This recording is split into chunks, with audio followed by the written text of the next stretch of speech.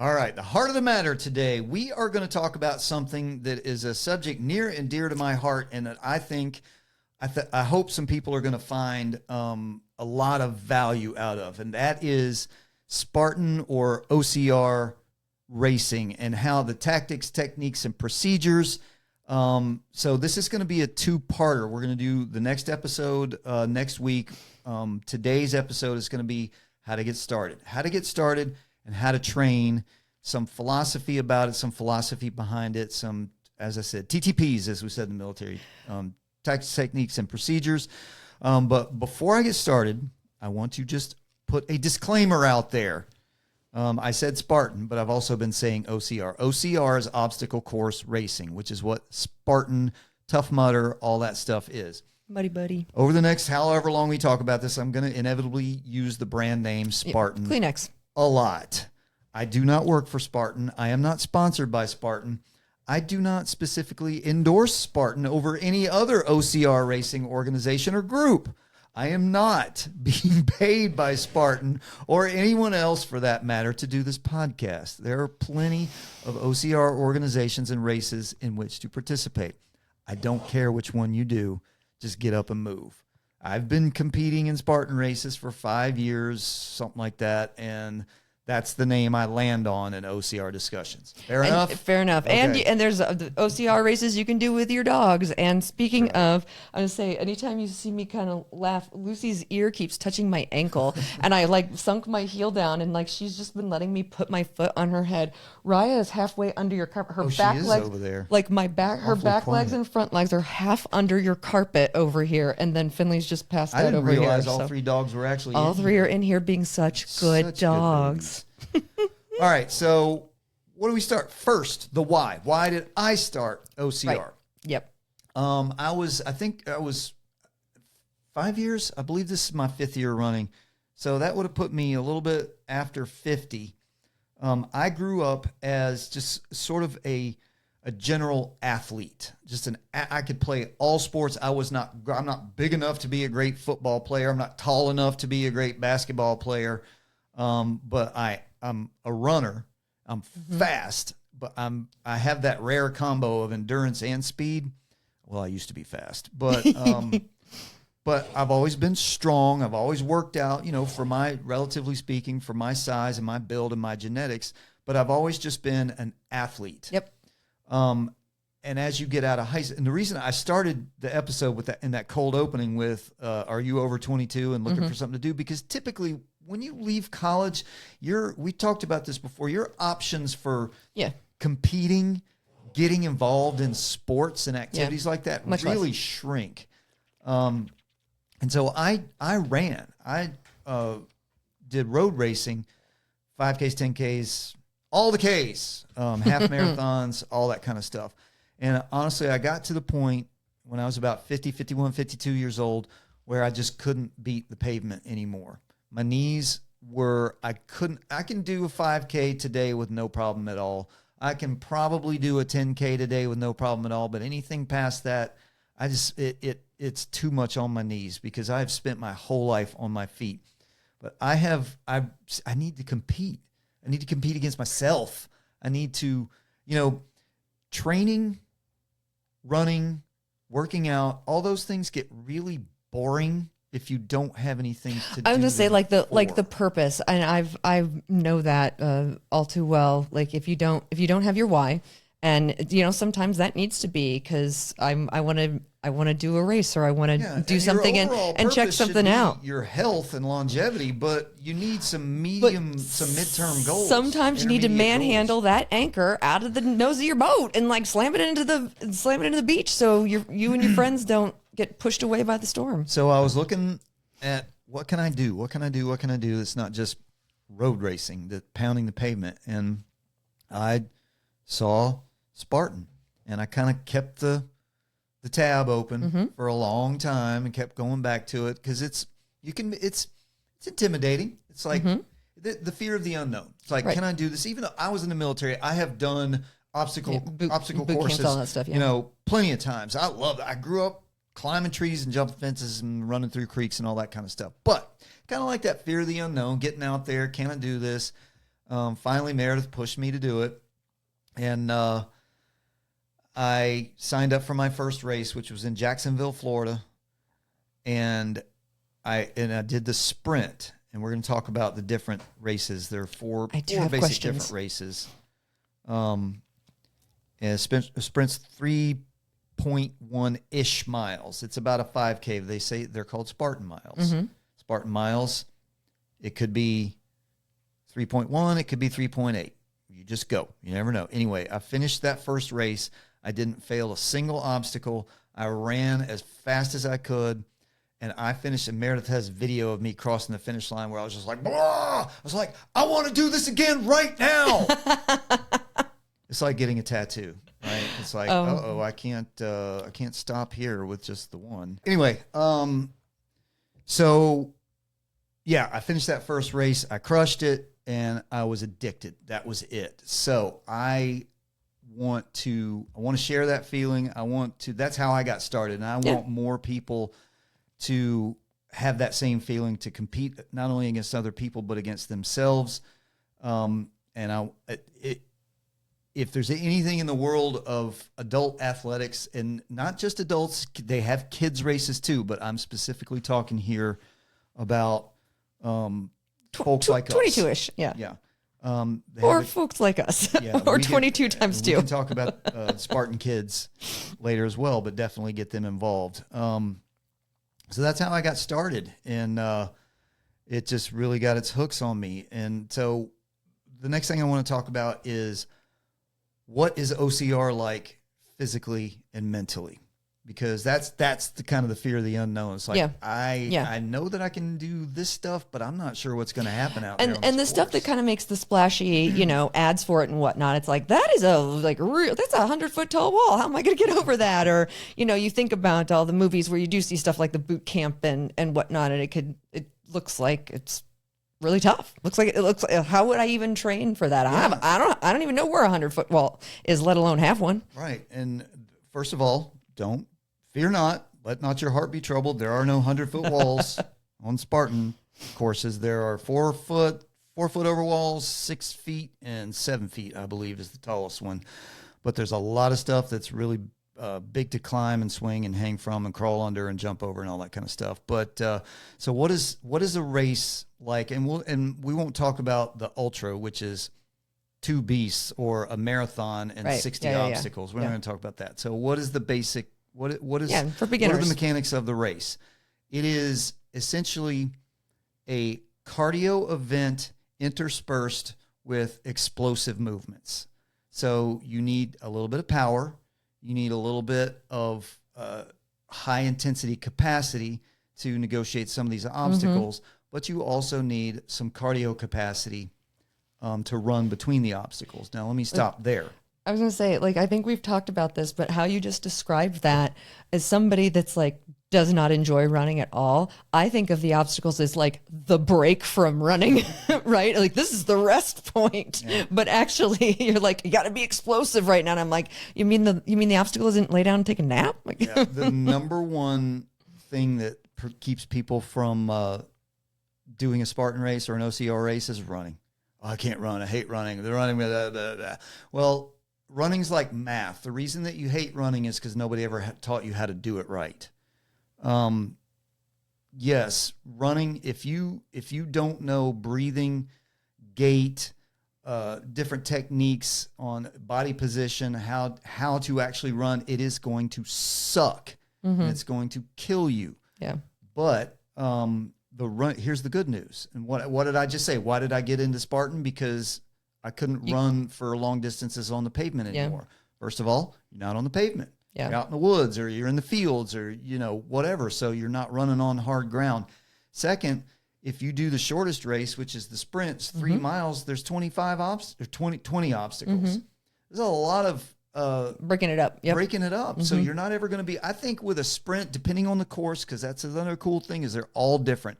You might, of the courses I've run sprints on, maybe by far the longest stretch, because they do want to test you in everything. They're not going to only have you run 200 yards between every obstacle. There might be a mile, maybe. might even be 3/4 of a mile of the longest stretch of a run. The rest of it will be 1/4 of a mile here, 1/5 of a mile there. And then sometime, like in the race that's coming up, and that's one of the reasons I'm talking about this, which I should have mentioned, is near us, the Asheville race, which is actually not in Asheville. Not at all. It's in Mill Spring, North Carolina, which is just above, it's west of Charlotte and just above Spartanburg, South Carolina, right across in North Carolina, right across the state line. It's about, it's like 45 or 50 minutes from Greenville. Yeah. Straight shot up 25, turn east. Yep. Is coming up in 2.5 weeks or 3 weeks. 3 weeks from yesterday, I think. So that's what inspired me to do this. And we're lucky enough in this area that we have several races within 1 or 2 hours of us, 3 of them, I think. And then some others that are in kind of like the 3 to 4 hour range. But the running part, this particular race, the Asheville race, and they do this a lot, is they will stack a bunch of obstacles at the end. So the last mile of your race isn't even really, you're not even really running. Yeah. You're just hitting one obstacle after the other, which is its own challenge, physical exhaustion challenge to itself. So yes, you do need to be in some kind of cardiovascular shape, but here's the secret. Unless you're competing in a competitive heat, an age group or an elite, if you are competing in an open heat, guess what? You can walk. You do what you want. You can walk. Mm-hmm. Yeah. If you fail an obstacle, big deal. Skip it. Either move along or skip it. Yeah. If it's scary, skip it. I don't recommend skipping it because I want everybody to try stuff. Right, but if it's terrifying to you, then skip it. If you fall, and here's a little tip. If you fall, do it again. Yeah. You paid the money, but get in the back of the line. Yeah. And not if you really hurt yourself. Whatever. But if you hurt yourself and you do it again, that's on you.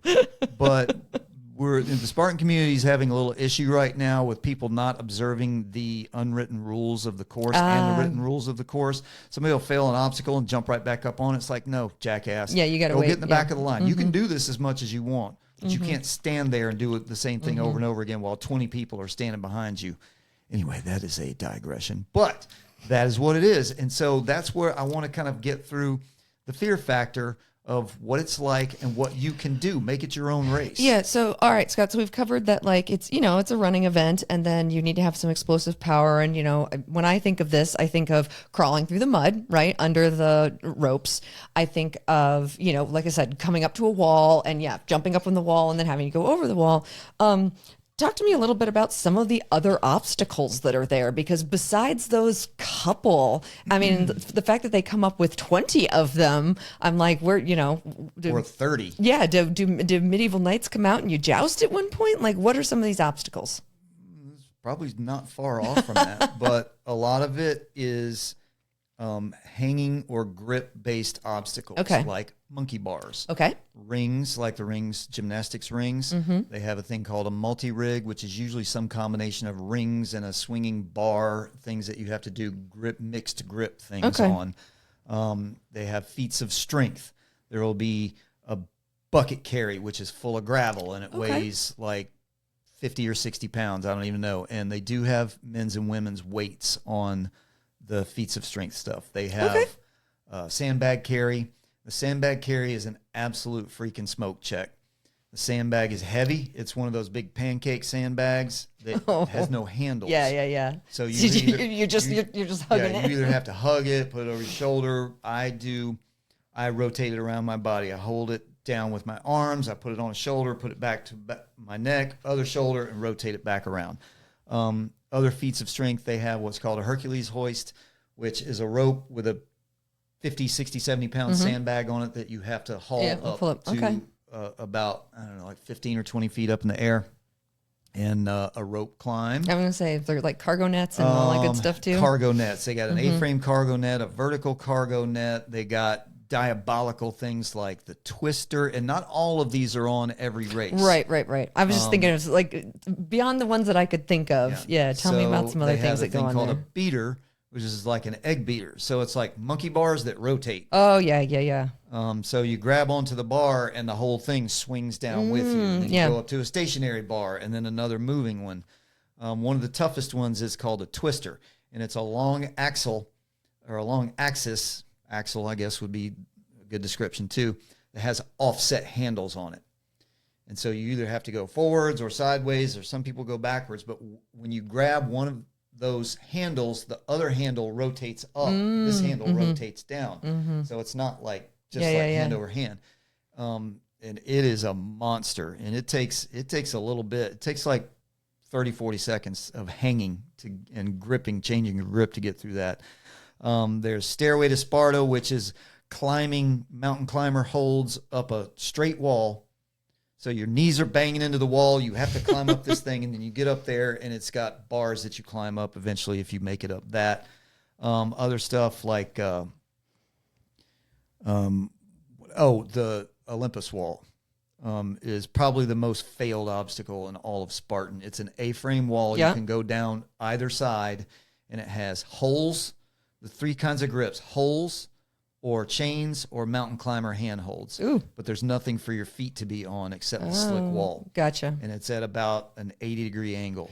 All right. So you got to shimmy your way across. Yeah, and you're muddy and sweaty, and it may be raining, so it's very difficult. There's mud obstacles. They'll usually have you find a water feature on the course, and you'll be running through a creek for a quarter of a mile or crawling under mud or whatever. The barbed wire crawl at the Asheville course in particular is in about 8-inch deep muddy water. So you're more swimming than you are crawling under the barbed wire. And then it all ends. There's a bunch more obstacles, but that's the thanks for the. And it ends with a fire jump. You get to jump over fire at the end, which is really cool. It's a good way to finish. Everybody's all pumped when they do the fire jump. But training. How do we train for this? So how do you get started?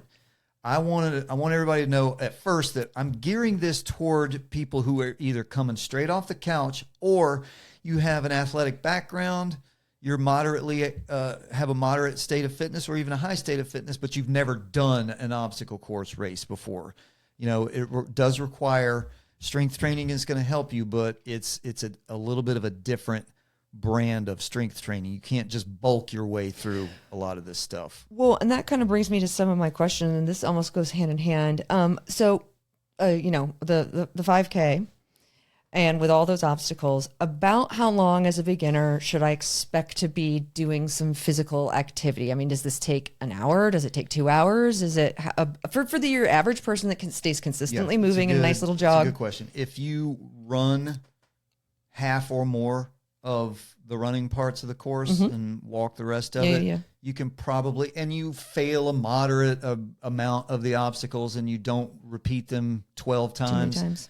It will take you somewhere between the sprint, the 3 miler will take you somewhere between an hour to an hour and a half. Okay. If you're more proficient, if you're able to negotiate some of the obstacles and you're a better runner, you should be able to complete a sprint and without factoring in wait times at the obstacles. The later you race in the day, the longer the lines are going to be at the obstacles. So not factoring in wait time, if you can get through the obstacles and you have some good running capabilities, you should be able to finish a sprint in less than an hour. All right, so it's not like some big daunting 6-hour thing that I need to be prepared. That you're right for beginners. I mean, just like to get started. It's not like to even get my foot in the door. I need to be ready to be out in the heat and be tackling obstacles and whatnot for 3-some hours. Yeah. So what you want to do is get yourself going and training in the right direction for this. And we do want to talk about the elements as well, because I want to encourage you as much as possible to get the hell out of the gym.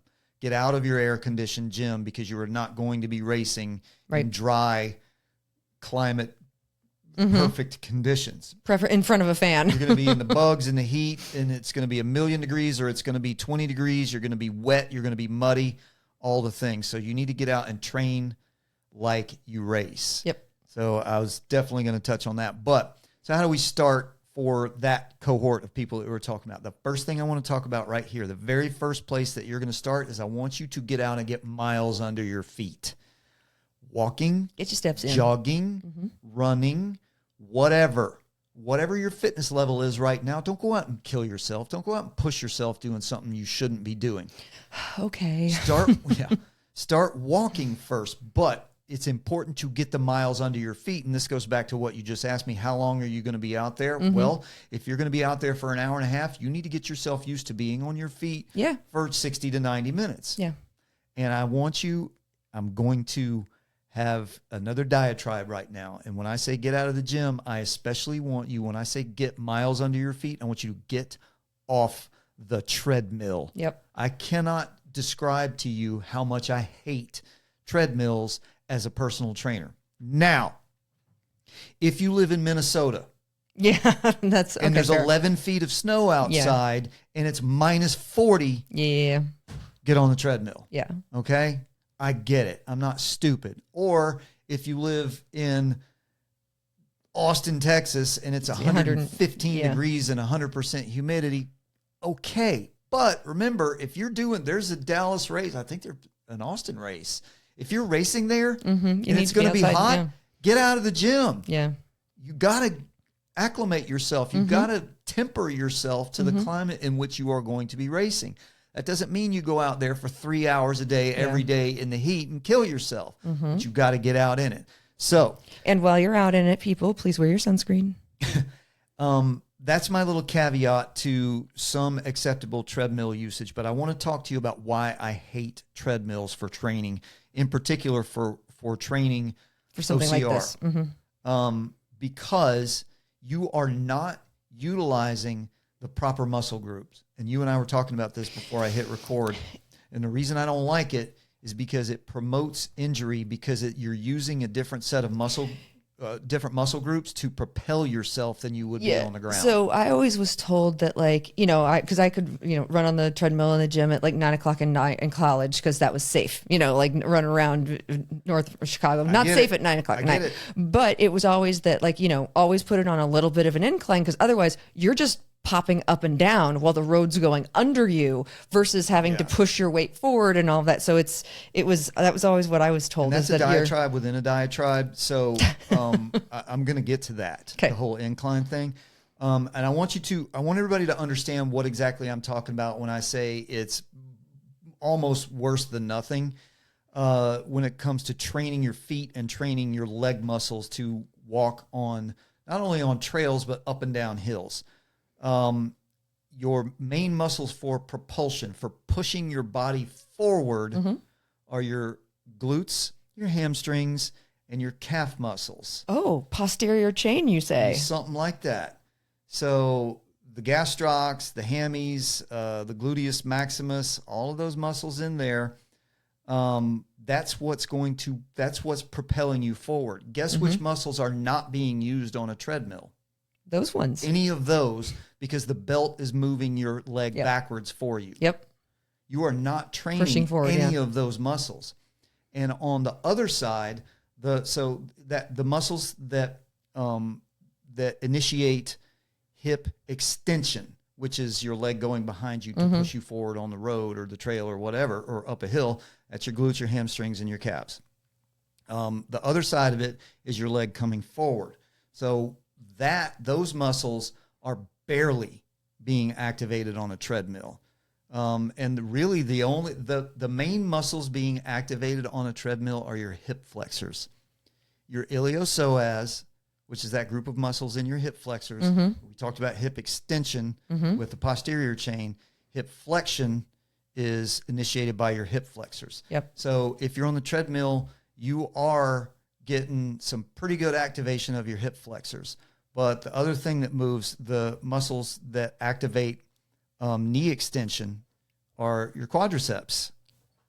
Well, you're not really doing much of that either in the quadriceps. And when you do a foot strike and your quadriceps help you initiate that first push backwards, none of that stuff's getting activated except your hip flexors. So it's deconditioning not only is it not activating and strengthening those muscles that you need to walk and run, it's actually deconditioning you yourself to what it actually is. The belt is moving for you. Now, diatribe within a diatribe, the incline. When I go, there's not much more at the gym that makes my head explode outside of not putting your equipment back where it belongs than when I see people crank up the incline to 20 or whatever the hell it is, and they lean back and hold on to the rails. So guess what you're doing now? If you know anything about physics, if you crank up the incline and you lean into it like you would if you were walking up a hill out here on the street, you got to lean into it. Yeah.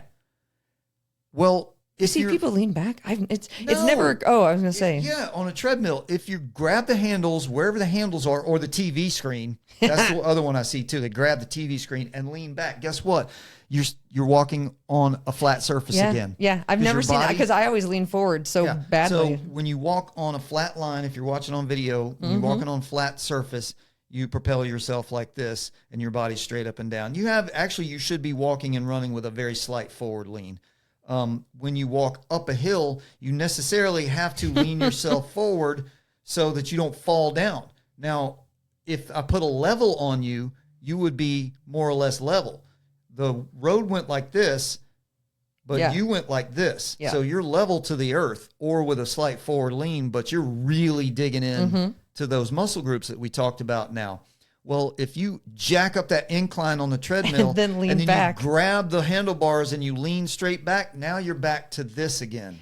I guess you're not doing anything. I haven't been in a commercial gym in a while. I have not seen that. I see it every day that I go in there. Multiple people every day, at least half of the people on the treadmills are doing that. So not only are you not working those muscles, those glutes you want to work so much, you ain't working them. Yeah. And second of all, you're not getting the cardio benefits out of it because you're not working as hard as you would be if you were leaning into that. So if you are going to do anything in a gym involving walking or running, I would suggest getting on the Stairmaster. Yeah. Stay away from the treadmill, get on the Stairmaster. And aside from that, grab some weights, some dumbbells, and walk with them. Those dumbbells up the Stairmaster. That's at least going to activate those muscles more, and it's going to jack your heart rate up. And you can't lean back on the Stairmaster, or I've gone right off. You're going to be in a lot of trouble. But that is some information that needs to be out there. Please do responsible treadmilling if you're going to treadmill. And if you must do anything in the gym, get on the Stairmaster instead. So the next thing outside of getting miles on your feet is getting your body stronger. Yep. You're going to need to be strong to negotiate these obstacles. You're not going to need to be a power lifter or a bodybuilder. And bodybuilders, a lot of times, is fake strength anyway. Sorry, not sorry. But I want everybody to start with calisthenics. Calisthenics are so underrated in this fitness culture today that it's criminal. Or if you are already doing a calisthenics routine, increase the intensity, volume, etc. of your calisthenics. And so what do I mean when I say calisthenics? Pull-ups, chin-ups, dips, push-ups, squats, lunges, glute bridges, planks, good mornings, all that stuff. And guess what? You don't need any equipment. Yeah, a lot of that stuff I call body weight. I mean, if you're going to do pull-ups, you need something to pull up on. But if you live in a universe where you can't find something to pull yourself up on, then we need to talk about getting you out of there. And if I could even refine it down to two of those exercises that I just mentioned in the calisthenics world, dips and pull-ups. Dips or chin-ups. Either one. Pull-up is overhand, palms away from you. Chin-ups are palms towards you. They activate different muscles. One's more of a back exercise. One's more of a biceps exercise. But I want you to really strengthen. It's called the shoulder girdle. All those muscles around your shoulder and your upper back, those deep upper back muscles and your upper arm. Work those muscles because you're going to be doing a lot of hanging and swinging. So dips and pull-ups, dips and pull-ups, dips and pull-ups, dips and pull-ups. You need to do dips. You need to strengthen your chest muscles and your triceps to push you over the overwalls or to crawl around on the ground or some of these other obstacles where you're going to need that downward pushing motion. So calisthenics are going to do absolutely everything for you. And once you get proficient Yep. at a certain level. Yep. If you can't do push-ups, do planks. If you can't do high planks, do knee planks. Just work yourself up. Yeah. Push yourself according to where you need to be. Refine your techniques. Start increasing your reps. If you find it increasingly easy to do 20 push-ups or whatever your number is, do 22. Yeah. Don't worry about sets in increments of 5s or 10s or whatever. Do you want to go till failure? Sure. With calisthenics, if you want to do push-ups until you can't do push-ups anymore, great. Nice. Fantastic. You're not bench pressing 225 pounds and you're going to injure yourself. Right. Okay. Moderately. If you're completely deconditioned, please be careful. Don't go to failure. But once you're proficient at it, then get after it. And once you're proficient in calisthenics, add some weight training. Add some weight training that is geared toward repeatable strength endurance. Because as I said, when we started out, what is this race that we're doing? Right.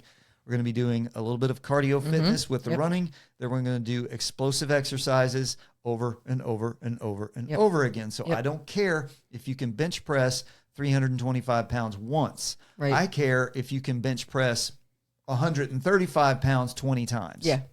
Right. Or something like that.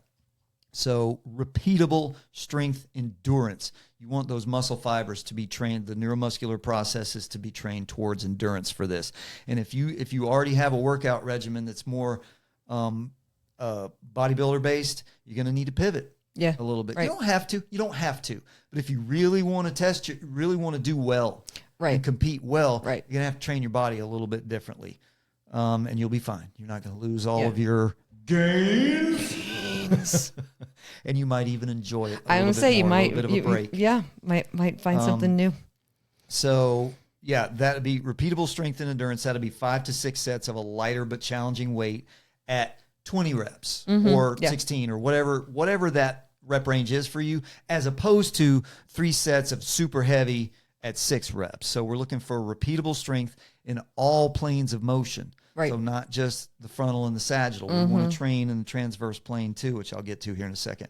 We're not doing hypertrophy, so we're not worried about isolating. And we're not doing max power. We're not doing max power.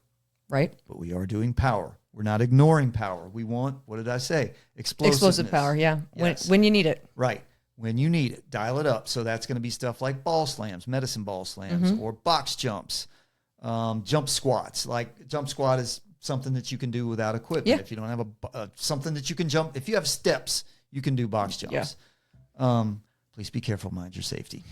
Plyo push-ups, that you can do without equipment. That's push-ups. That's explosive push-ups. Sometimes they're called ballistic push-ups, where you push, where you get to the bottom, where your chest is on the ground, and you explode up so that your hands come up off the ground. Try to get your whole body off the feet and hands off the ground. And sprints.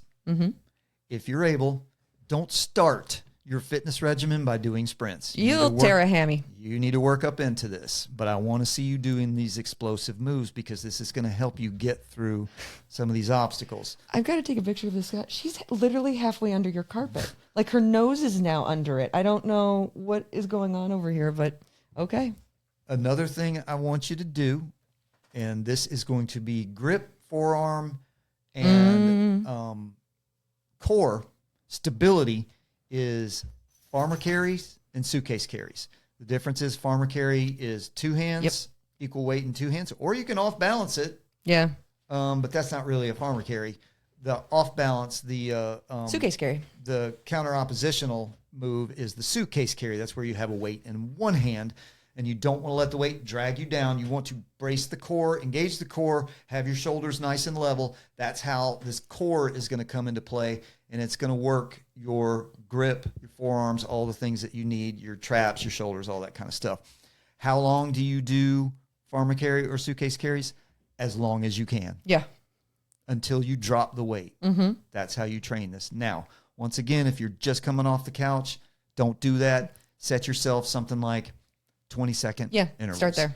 Manageable weight, something that you can carry, and you want to make sure you squeeze the weights. If you're carrying dumbbells or bumper plates, squeeze the weights. Don't just let your hook grab them. Yeah, do like that. Squeeze them because you're going to need those thumbs. That muscle right there, you're going to need that for gripping and transition. So farmer carry and suitcase carries, work on those. That's going to help you a lot. And I touched on this a second ago, but I want you to train in the transverse plane. That means that's the rotational Twisting, plane. yep. So the bench press, things like that, pressing moves forward like that, that's the transverse plane. I'm sorry, the sagittal plane. And doing stuff out to the side is the frontal plane. That sounds weird and backwards, but whatever. Train in the transverse plane. A lot of weightlifters don't do much of this. That's your twisting moves. You're going to need this ability when you're hanging from your arms and you have to turn yourself like this to grab the next handhold, or when you're grabbing, picking up a heavy item, twisting with it, putting it down over here, things like that. So I want you to train in the transverse plane. And to do that, you can do that with cable machines or resistance bands by twisting your body against a fixed surface. But if you don't have equipment, you can do things like bicycle crunches, which you do. Yep. That's where you do bicycle kicks and you crunch your elbow to the opposite knee as you're doing the bicycle kick. Something I've had you do, plank pass-throughs. You're in a plank and you have a dumbbell, a light dumbbell, because this is not about how much weight that dumbbell is, but the move is passing the dumbbell underneath your other arm all the way through so that you're twisting and then resetting plank, grabbing the weight and twisting it through the other side. Russian twists. Typically you'll see people do Russian twists with kettlebells. You don't need the weight to do it. You can do Russian twists. Yeah, they get pretty hard without any weight at all. Yeah, you do 40 Russian twists and tell me that you needed a weight. Yeah. Similar to bicycle crunches is the opposite elbow mountain climbers. So when instead of bringing your knees just straight up, bring your knees across your body. Mountain climbers are so to the hard opposite regardless arm. of where my knee goes. So that's how you can train in the transverse plane. Now I want to talk about running. And here's the scary part, everybody. All right. I don't want you to go out and run 5 miles. I don't want you to go out and run 10 miles. I don't want you to do any of that stuff. I want you to train yourself in what's called interval running. This is all you need to do. Unless you're out there training for a marathon, and quite honestly, this is a legit technique for long distance running training too. Because the intervals are a period of running and a period of walking. Walking isn't picking daisies. It's a quick walk, but you're walking. So let's say, for example, it's 90 seconds at a jog, whatever your pace is, and you should not be sprinting. Not yet. You should be going in something like a zone 2 run where it's kind of like you can carry on a conversation, but it might be a little effortful. Right. So that'll be your jog and then 30 seconds of walking or whatever your intervals need to be. But the deal is that the walking interval is never long enough to let your heart rate fully come catch your back breath. down. It really, and So you're keeping your cardio fitness, your cardiorespiratory fitness up there while doing these intervals, and you're not just running on and on and on for miles and miles and miles. Yeah. And you can do that. That is a sustainable run training technique that anyone can do. In high school, a lot of my friends were on the cross country team, and they called those walkers and sprinters. And that was like a legit tactic that people ran the boys and girls cross country with. And all of my friends would get so mad when they were beaten by somebody because they're like, I've been trying to like sustain a pace for this, and then here comes somebody. I ran track and cross country in high school too, and we did. There's a technique called fartleks. Fartleks. And that's more geared towards super high intensity running with periods of rest or walking in between that. But that's not what I'm talking about here. I want to make sure that your running is moderate. In fact, I don't ever want you running. I don't care if you ever run above a zone 2 pace. Oh, good. Ever. Because it's, it's not on my bingo card ever. Unless your goal is to compete in the elite. I was going to say, that's where your mind is. My mind goes, unless you're being chased by wolves. Yeah, I just want you to keep going. Yeah. And there's a lot of running techniques that we can talk about, but that's a whole other show on its own. But interval running, if you have any questions about that, hit me up in the comments. One more thing, touched on this briefly, get in the elements. Train how you're going to race. If your race is in the heat, get out and run in the heat. Do push-ups in the heat. Whatever, get out of the gym, get out of your air conditioning, get out of your climate control, get the miles under your feet and get in the climate. If you're going to be running in the cold, you better be training in the cold because that shit will take it out of you, man. Yeah. People talk about the heat. Cold is way worse, especially when you're wet. That will suck every bit of it. I can hydrate and temper myself all day Yeah. for heat. Well, if you're cold, I always just want to like curl into a ball and die. Cold like it's will shut your body down. Yeah. I ran this Asheville race used to be in November, and it gets a little chilly up there in November, especially when one of the last obstacles that you do is like waist deep in a rushing river. The water's like 33 degrees. So you go through that creek crossing and you go up a big muddy hill, and then you spend the next 30 or 40 minutes negotiating like 10, 12 obstacles in a row. But I did the beast, the 13 miler with 30 obstacles that year, and it was just above freezing. It was like 34 degrees and we're wet and muddy. You're fine. Yeah. Well, You're moving. You're moving. Yeah. So you're maintaining your body heat. It's when you stop. Yes. I almost couldn't stand up. When I stopped after my race and Meredith brought my dry clothes and towels and dry shoes over to me, I sat down, and that was a big mistake. I sat down on a not on the ground, but on a little block that was like 8 inches off the ground. And I was drying, took my shoes off and my socks and drying, putting my stuff back on. And she had to help me stand up. Yeah. And we had to walk. So did you just like lock up basically? Yeah. My hips just locked up. And we had to walk like half a mile. Yeah. You've been back to the this parking. place, Yep. right? Yeah. Up that hill and back to the parking. Yeah. No, it wasn't even there. We were on the other side of the entire horse complex. Okay. So we had to walk like half a mile, and I almost didn't make it. But anyway, so get out and train in the elements that you're going to run in. And the last thing I want to say about this, also, before I say the last thing, the second to the last thing, video tutorials. If you have any questions, there are little video tutorials that are a few minutes long of every obstacle in the Pantheon, all of them. I hate that word. I didn't obsess. I don't want anybody to obsess over anything. Rabbit hold. Gator rolled. Yes, rabbit hold. Video tutorials because I wanted to know what I was getting myself into. Yeah. And it really helped. So that can help you kind of see what it is you're going to do. What's coming now, at you. the last thing I want to tell you is this. When you're in the race, don't quit. Quitting is an emotional response to a physical and or a mental stressor. Right. You may feel like this is the worst thing ever, and you're like, you know what? Fuck this. I paid $125 to do this. I'm going to call for the medical cart and have them take me out of here. Don't quit. You're going to hate yourself afterwards. Yeah. It's going to end. Quit. There's a philosophy in military training, particularly elite military training, and that is don't quit today, quit tomorrow. Keep telling yourself that. Yeah. I'm not going to quit today. I'm going to quit tomorrow. Or you break it down into tiny, smaller elements than days. You break it into don't quit now, make it to the next meal. Quit after lunch. Yeah. Or whatever. In this case, I want you to just keep your feet moving. Quit over the next hill. Yeah. Don't quit before this hill. Quit over the next hill. Quit after the next obstacle, not on this one. Just take 10 steps. Quit after 10 steps. Yeah. Then tell yourself that again. Walk instead of run.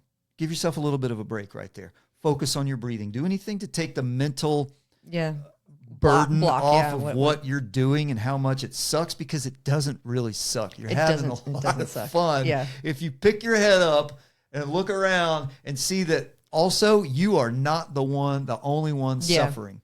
Yeah. There is no greater constructor of esprit de corps than shared suffering. Yeah. And there are people out there, hundreds of them, that will help you and encourage you. No one's going to be out. Not one human being is going to be out on that course going, you suck. Yeah, you should What quit. are you doing? Ask for help if you need it, man. And if you need help getting over an obstacle, people will help you. Yeah. It's such a cool community.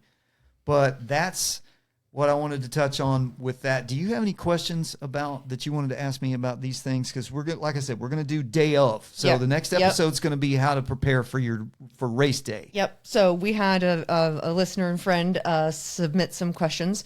As you know, I'm obsessed with mud and comfort during this. Don't want to get mud in my bra. Don't want to get mud in my sports bra. So his question, and I know they're famously, you always see the mud, and like you said, the first one you did was like thigh deep water, so that's out there. But and we were talking about nothing new on game day or race day. So his question was, if your shoes are going to get wet and muddy, is mud in now socks? Does it like creating blisters Now, you don't want to take your socks off on the day of if you've never, trained without socks. But if you have a shoe that you've trained without socks, then he was like, should I put that on the menu? So if I need to take my socks off during the day, I have that option.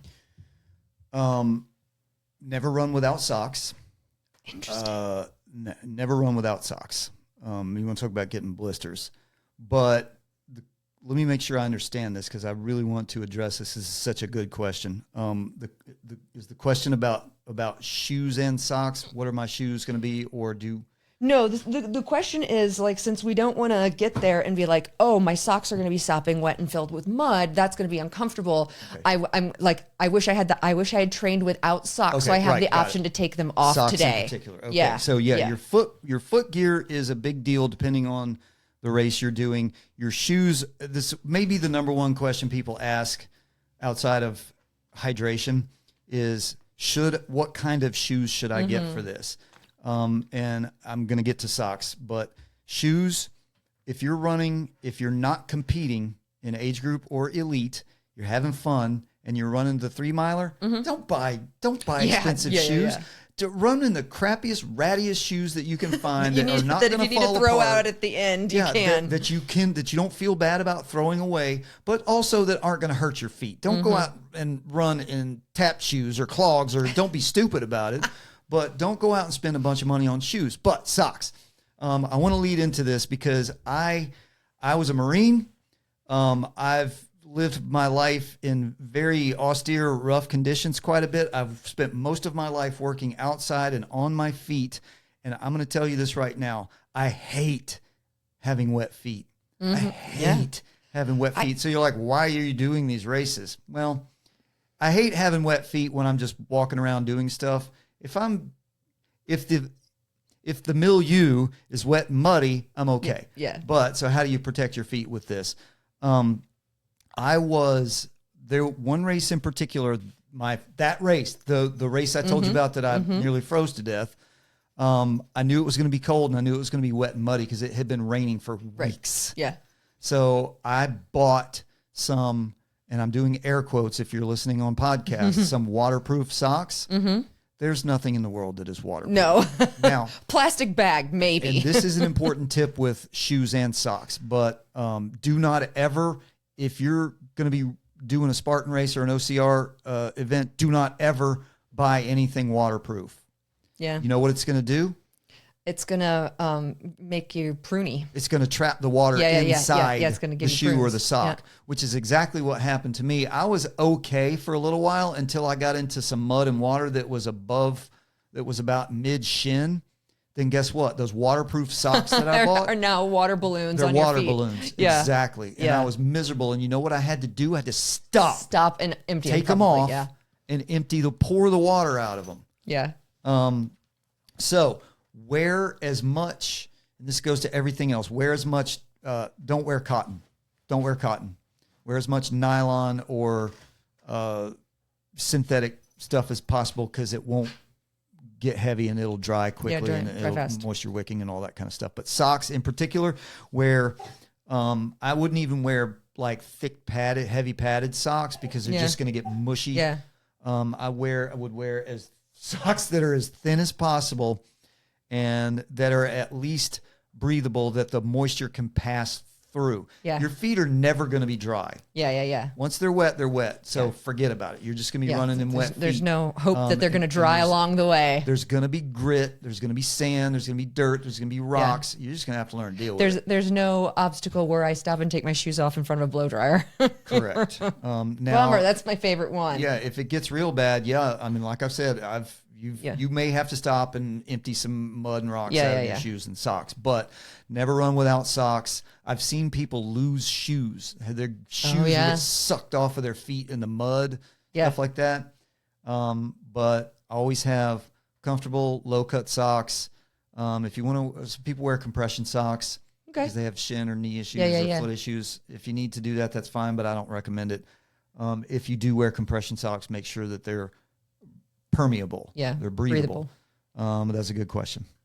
What else? All right. If you have minimal equipment, if you have access to minimal equipment, what workouts would you suggest we talked about the calisthenics, but what is the one piece of equipment you would recommend finding? And I think I know what you're going to say. A pull-up bar. Yeah. Yep. Go to your local kids playground and find a jungle gym. Find a jungle gym. Where you can do pull-ups, because the majority of the obstacles all of the most difficult obstacles, with the exception, even the Olympus wall, you're going to need your grip, but you're going to need to learn how to master a lock off. That means your elbows are bent. You cannot dead hang your way through these obstacles. Your shoulders will fatigue. You need the room, and a lock off is where it's not a full flexed arm hang, but it's a little bit of a flexed elbow, so that you have some room to move and you have some room to give yourself a little cushion, drop cushion to reach out and then pull yourself back up. So I'll repeat what I said earlier: pull-ups and dips, pull-ups and dips, pull-ups and dips, pull-ups and dips. So if you can find a pull-up bar, you can find something to do dips on as well. Or if you find a pull-up bar, muscle-ups, that's a pull-up to a dip. There you go. If you can do a muscle-up, you might not need this show. But yeah, if you can do, by the way, if you can do a muscle-up, that's the only exercise you'll need for the rest of your, only upper body exercise you'll need. I was going to say, like, we've talked a lot about upper body, and the running is going to get your legs, but I'm sure in these obstacles, your legs participate. Yeah, you'll be doing a lot of, they hit everything. Yeah. Nothing gets ignored. There's a good bit of lifting. And like I said, these carry. Carry obstacles, things. You need your base strength for that. You need your glutes and hamstrings, and you need your quads and your calves. So you may be holding it in your arms, but your base is what's going to solidify all that. And when you need to pick up that Atlas ball, which is, I think the men's is 90 pounds and the women's is 40 or 50 pounds, just a big giant round rock. Yep. No handles, nowhere to grab it, You're nothing. Get to snuggle with it. Just snuggle it. Right? You're going to need your base for that. What else? Rock cuddles. I think we covered everything. Let me just let me go through. I need to figure out how to airplay this. Oh, okay. So as I'm doing my calisthenics and running and whatnot, let's say I'm not like coming right off the couch, but like how much lead time should this take? I mean, like, can I prepare for this in 4 weeks? Do I need a month? Should I? And I'm just saying, so I'm not going to die on race day, like, so I can have a good time where I'm, I still get a workout in and all that good stuff. But so not coming off the couch, you have some kind of a baseline of fitness. Yeah. Realistically, just to compete in an open heat where you feel good about your finish. Exactly. That you successfully negotiated enough obstacles. You ran most of the way. Could you do it in a month with a baseline of fitness? Yeah, you could. Yeah. I would say your minimum take it slower should be if you 2 can. months. Yeah. Okay. Your minimum prep time. Fair. Minimum prep time, if you are coming in with a baseline of fitness, should be 8 weeks. You can get a really killer program going and like really sort of reimagine your fitness more geared toward all the different planes of motion and the different sub muscle groups, the synergists and the helper muscles and the little deep muscles that you're going to need to help get you through this. The ones under my armpits that always cause the knots in my back. Yeah, those guys. Yeah. So could you do it in a month? Yep. I wouldn't recommend it. I would say 6 to 8 weeks. And if you're just coming off the couch, you can get yourself trained up for this in 12 weeks, 3 months. Okay. So good. Yep. So it's not like, well, I would say train for a marathon, like I know what that's like either, but not a huge, I don't have to get for 6 months, be dedicated to this, to then go out and have a good time and slop around and get some mud in my sports bra. Yeah. And I think that's a good way to put it. Have some fun. Please have some fun with this. And the best way I coach and counsel, young athletes about this, who can be a little hard to motivate to train as hard as they should be. It's like the most fun you're ever going to have is when you're running circles around your opponent who's sucking wind because they didn't train as hard as you did. Yeah. So put in the effort so you can have so much fun out on the course. You don't want to be beat red, dying, sucking wind out on the course. You should be having fun out there. Put in the work ahead of time so you can just get out there and get after it.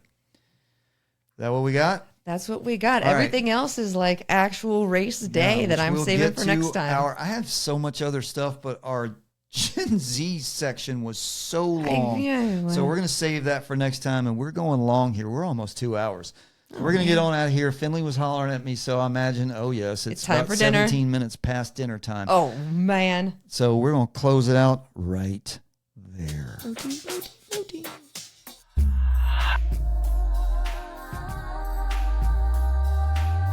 All right. Thanks for spending time with us today on BalanceFIT Radio. If this conversation resonated with you, please share it with someone who might need it. And let me leave you with this thought. A man's health can be judged by which he takes 2 at a time, pills or stairs. That's brought to you by Joan Welsh. Until we meet again, be capable and resolute and move through life with a dadgum sense of purpose.